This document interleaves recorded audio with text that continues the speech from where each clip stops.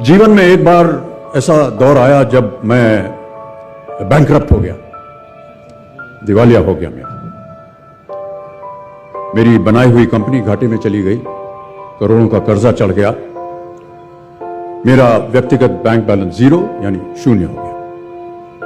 कमाई के सब जरिए बंद थे और सरकार की तरफ से घर पर कुर्की के छापे लग गए। यह बात धीरूभाई को पता चली। बिना किसी से पूछे या जाने उन्होंने अपने छोटे बेटे और मेरे मित्र अनिल से कहा, इसका बुरा वक्त है, इसे कुछ पैसे दे दो। अनिल ने मुझे आकर ये बताया,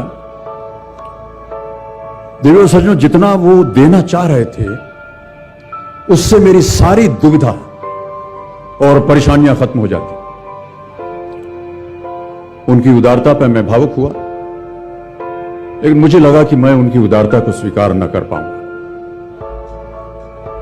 ईश्वर की कृपा रही और कुछ संकट के दिनों के बाद समा बदला, काम मिलना शुरू हुआ और धीरे धीरे मैं अपने सारे कर्जे उतार पाया।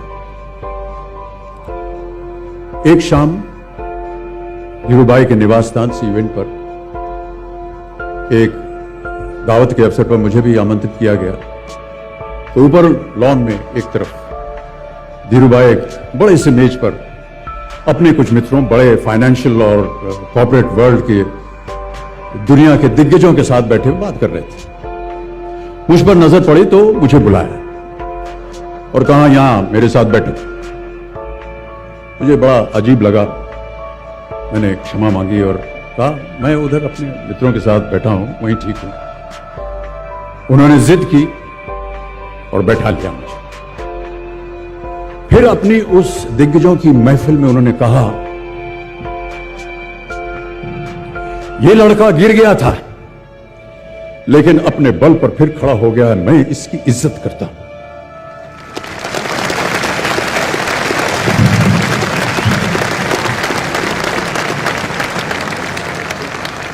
उनका ये व्यवहार और उनके वो शब्द मेरे लिए उस धनराशि से हजारों गुना ज्यादा मूल्यवान थे, जितना कि वो मुझे मेरी संकट से बाहर आने के लिए देने के लिए तैयार थे। कर्मयोगी थे वो, कहते थे ईश्वर ने हमें दो मार्ग दिए हैं उन तक पहुंचने के लिए, एक भक्ति और ध्यान का और दूसरा कर्म और ज्ञान का। मैं दूसरे मार्ग पर चलने वाला इंसान हूं, कर्म को धर्म मानता हूं और ज्ञान को ही ईश्वर।